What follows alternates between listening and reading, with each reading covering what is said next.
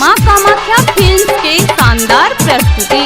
गौरा माई महारानी बा देवघर बनल राजधानी बा।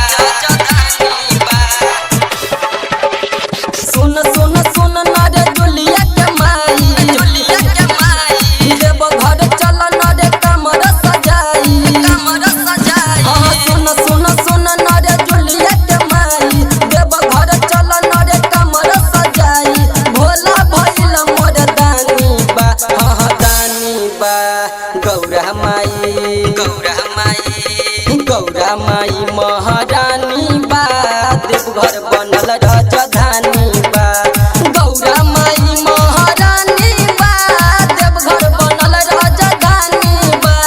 सुन सुन सुन नरे दुलिया के माई देवघर चल नरे कमर सजाई भोला भइल मर्दानी बा हाँ दानी बा।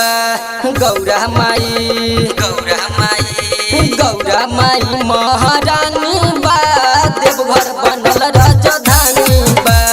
गौरा माई महारानी बा देवघर बनल राजधानी बा। शिवनारायण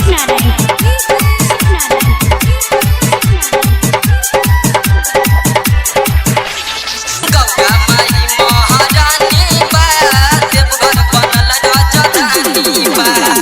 भौजी चलन बाबा नगरिया इहे सावन में बने कमरिया बोलबम के तू लगा बन नागा ए भौजी हो जई है बाबा सहारा हाँ ये भौजी चलन बाबा नगरिया इहे सावन में बने कमरिया बोलबम के तू लगा बन नागा ए भौजी हो जई है बाबा सहारा। अब की सावन लागे सोहावन अब की सावन लागे सोहावन बरसतरी मझिम पानी बा हाँ पानी बा। गौरा माई महारानी बा देवघर बनल राजधानी बा। गौरा माई महारानी बा देवघर बनल राजधानी बा। शिवनारायण